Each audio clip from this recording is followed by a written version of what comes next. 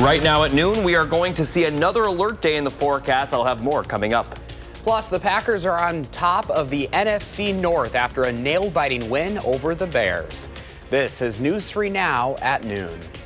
Thanks for joining us. I'm Josh Brighter. We start with first warn weather this afternoon as we're tracking another round of a wintry mix and snow. It could make for some more slippery conditions this week. For what we can expect, let's check the first warn forecast with meteorologist Jacob Montesano. Hi, Jacob. Hey, Josh, temperatures still cold right now, and they're going to continue to be cold for the most part. But during the alert day, we actually are going to see them warm up just a little bit, which will lead to some falling rain. Now, before I talk about that, here's a look at the current temperatures. Right now, we are right around 24 much of Dane County. But zooming further out, there are areas still easily in the teens, and some areas will struggle to get to 20 today. And as we take a look at the highs throughout the afternoon, they're going to stay in the lower 20s, and we're still going to see a good amount of cloud cover. Now, before we see the alert day, which is for tomorrow night, we actually are going to see some light snow tonight. Now, this is mainly going to be for Madison and areas to the north, and it will be during the overnight hours, probably moving in around 10 p.m. to midnight. Just a quick round of some light snow showers, bringing in at most a ½ inch of snowfall, and then it will clear out for Tuesday morning before that next system, which has prompted the alert day, will move in later in the day Tuesday. So I'll talk more about this later, but here's kind of an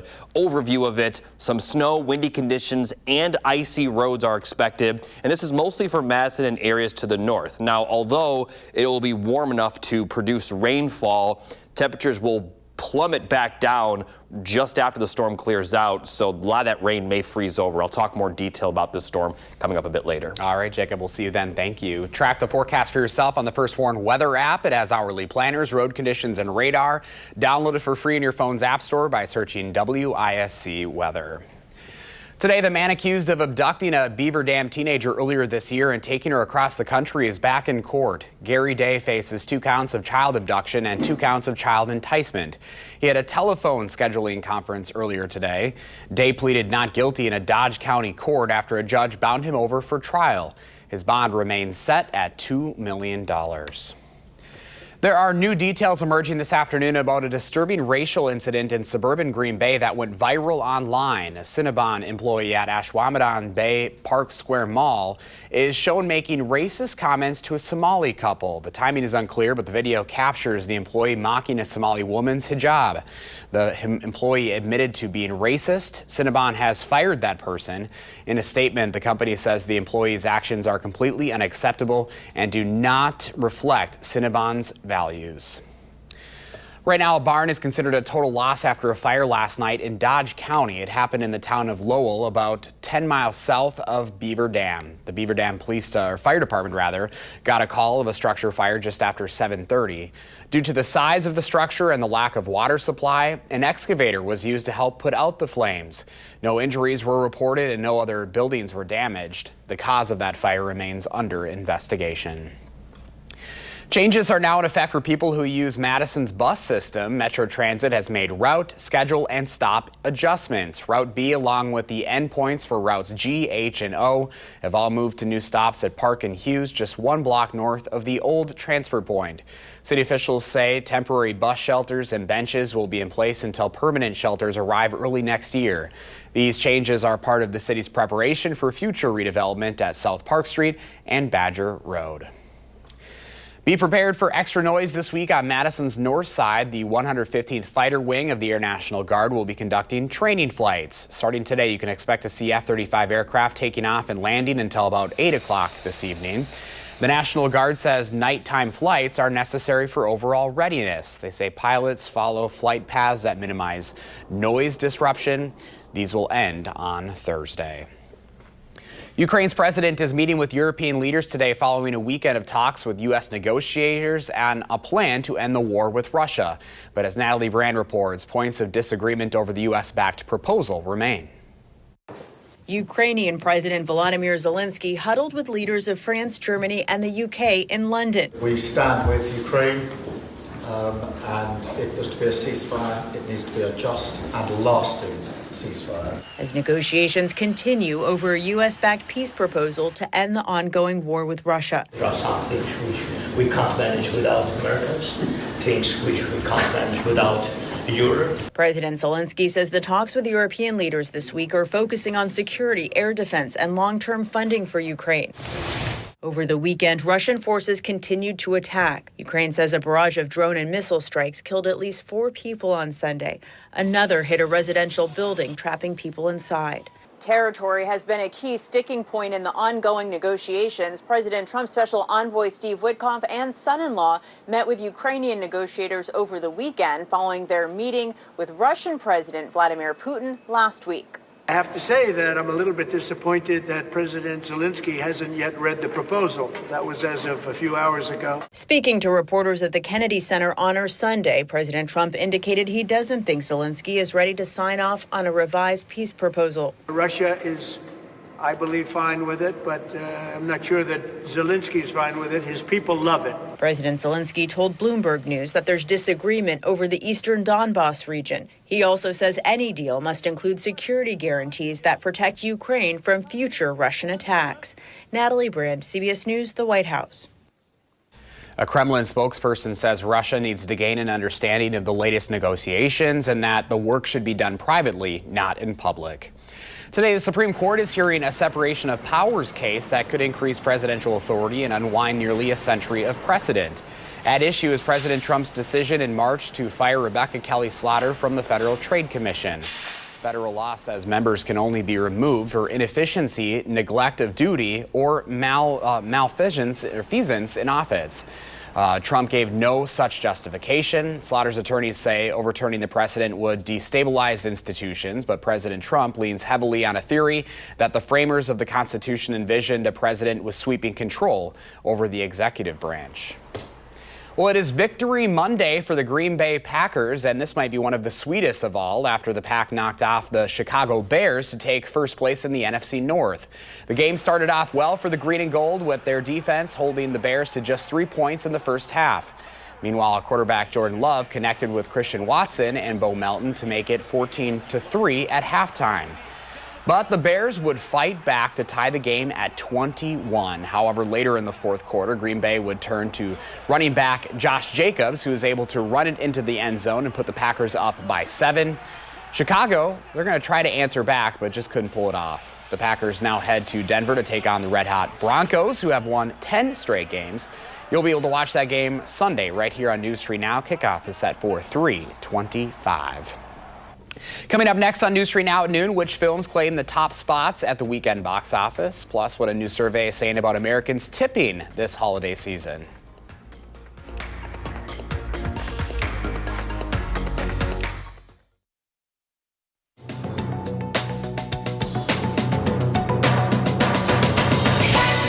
The Consumer Product Safety Commission has announced the recall of more than 9,000 sets of Crayola-branded building cubes that contain magnets. The 24 and 27-piece products, imported from China by the Create On company, were sold earlier this year by Michael's Stores and Amazon. The consumer agency says the magnets can become loose, posing an ingestion hazard to children. If swallowed, the magnets could cause a range of internal injuries, including death. A new survey finds Americans may hold back a bit when it comes to tipping service providers this holiday season. Bankrate's 2025 holiday tipping survey indicates, for example, the percentage of people planning to tip child care providers has seen the most significant drop from 55% last year to 47%. One analyst at the interest rate comparison service site suggests prioritizing service providers who went above and beyond this year and giving what you can afford. And at the box office, it was yet another weekend of sequels, with Five Nights at Freddy's 2 earning an estimated $63 million in ticket sales to debut. The horror flick sequel from Universal Pictures scared up the biggest opening ever for the weekend after Thanksgiving and the largest for a PG-13 horror movie this year. The animated Disney sequel Zootopia 2 came in second with $43 million in ticket sales, followed by Universal's Wicked for Good with just under $17 million. That's your CBS News Money Watch report. For more, log on to CBSMoneyWatch.com. At the CBS Broadcast Center, I'm Jesse Mitchell. Here's a look at the current stock numbers at the noon hour. The Dow is down 191 points, NASDAQ down 52, and the S&P 500 down right now 32. Pam has today's farm numbers up next, and Jacob is tracking the first warn forecast. And later on Live at 4, continuing coverage on Gary Day's return to court.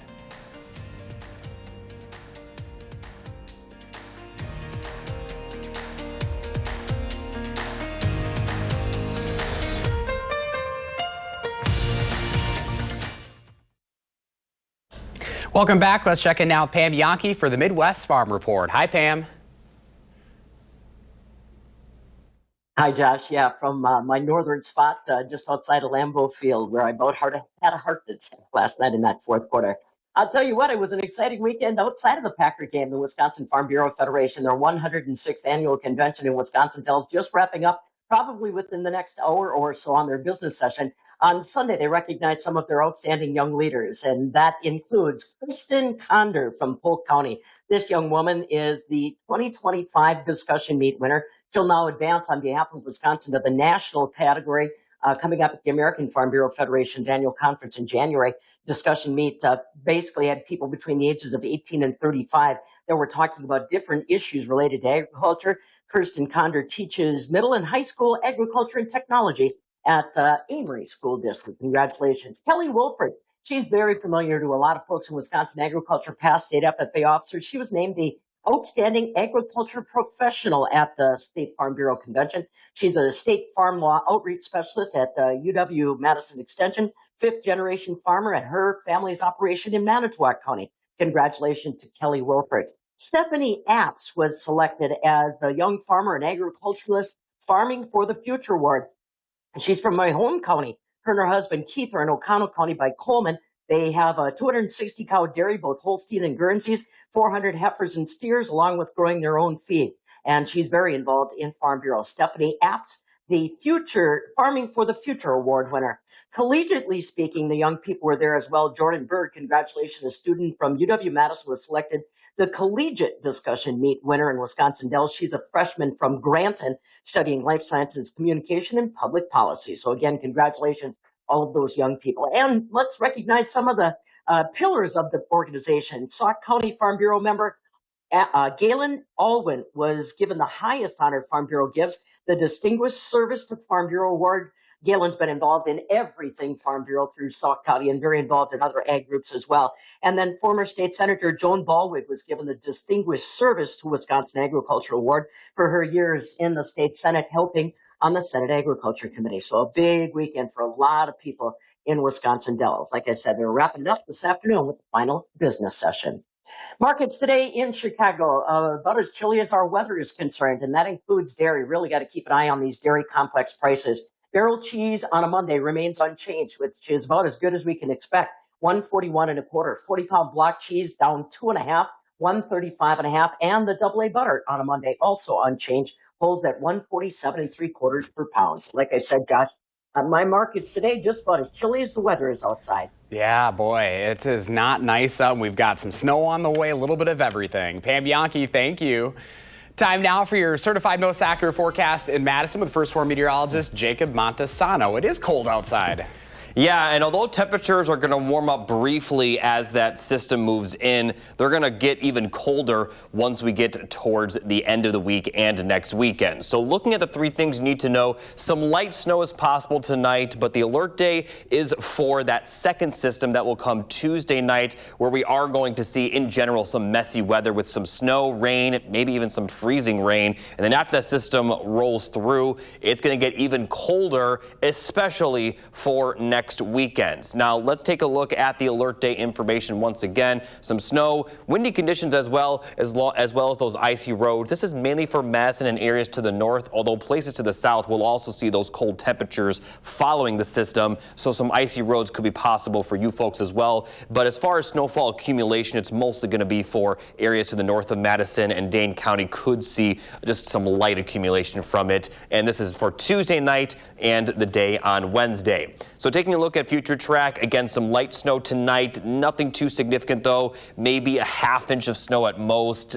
Possibly some isolated amounts higher, but this will be a very quick snowfall. And as we get towards the morning tomorrow, it is going to be dry but remaining cloudy. And then the temperatures are going to warm up to the lower 30s for Tuesday and Tuesday night. And then here comes this next system. Now for Tuesday afternoon and evening, it's going to start out as snow, but the winds are actually going to help warm the temperatures up after sunset tomorrow, which will lead to some rain, especially for far southern Wisconsin. For the Dells and areas to the north, though, especially north of the Dells, it looks like you folks will see all snow from this. But notice once we get to around 9 p.m. for tomorrow evening, we're going to see mostly rain for Madison and areas to the south. And then later in the night, as the winds shift, the temperatures will cool back down, and we're going to see it end as snowfall, and everyone will see that snowfall for Wednesday morning. And then it will clear out of the region, but that's only the beginning of the temperature fall that we're going to see.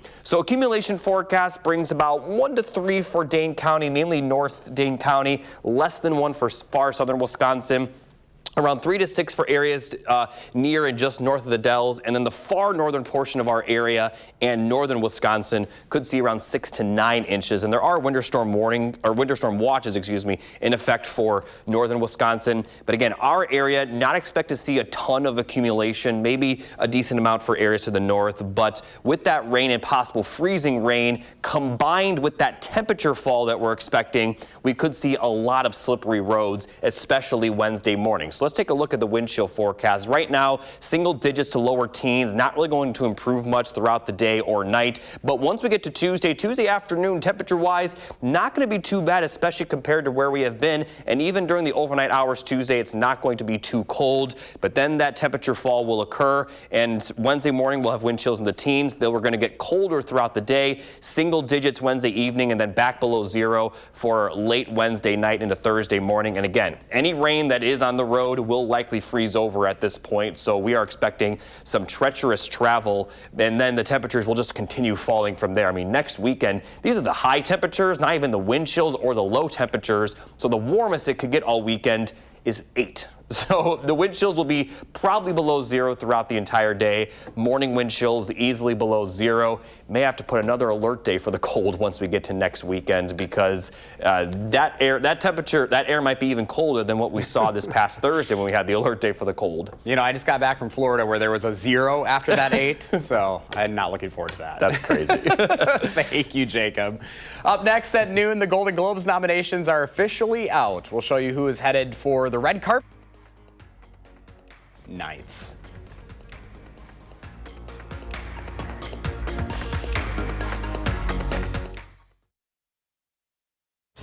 Leonardo DiCaprio's latest film, One Battle After Another, leads today's Golden Globe nominations with 9. The Globes is the first major award show of the season and honors both movies, television, and this year a brand new category, podcasts. Gwen Baumgartner reports from Los Angeles. I need a weapon, man. Paul Thomas Anderson's action satire One Battle After Another received 9 Golden Globe nominations, the most of any film, with acting nods going to stars Leonardo DiCaprio and Benicio del Toro and Sean Penn, and newcomer Chase Infinity. It's vying for Best Motion Picture, Musical or Comedy against Blue Moon, Begonia, Marty Supreme, No Other Choice, and Nouvelle Vague. Failing to make the cut was Wicked for Good, although stars Cynthia Erivo and Ariana Grande were both recognized for their work. I think this was probably one of the bigger snubs of the morning. The second film wasn't received as well critically than the first film. What the hell going on? On the drama side, Ryan Coogler's blockbuster Sinners earned 7 nominations, including 1 for star Michael B. Jordan. The film goes up against Frankenstein, Hamnet, It Was Just an Accident, The Secret Agent, and Sentimental Value. New this year is a Best Podcast category, with Call Her Daddy, Smartless, and the Mel Robbins podcast among those receiving nominations.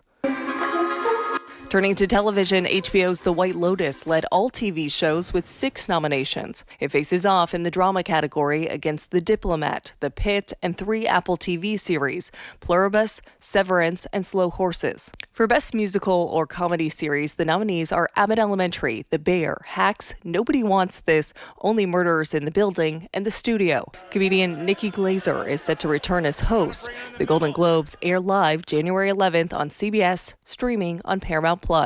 Gwen Baumgartner, CBS News, Los Angeles. Adolescents top the nominations in the limited series category with 5. You'll be able to watch the Golden Globes next month right here on News 3 Now. Here's Jacob with the final check of the forecast. Thanks, Josh. Temperatures for the most part staying cold. A little bit of that warm up into the 30s tomorrow into tomorrow night, but that's also going to be when we have the alert day for some snow, some rain, maybe some light freezing rain as well. And the rain that does fall will likely freeze over as those temperatures cool down throughout the day Wednesday, and then the end of the week, especially next weekend, very cold. Actual lows below zero. Wind chills will likely be well below zero, even into the afternoon hours for the weekend. All right, Jacob, thank you. Thanks for watching News 3 Now at noon. Coming up next is The Bold and the Beautiful. Our next newscast is live at 4. And a reminder, you can find us streaming 24/7 on Channel 3000+.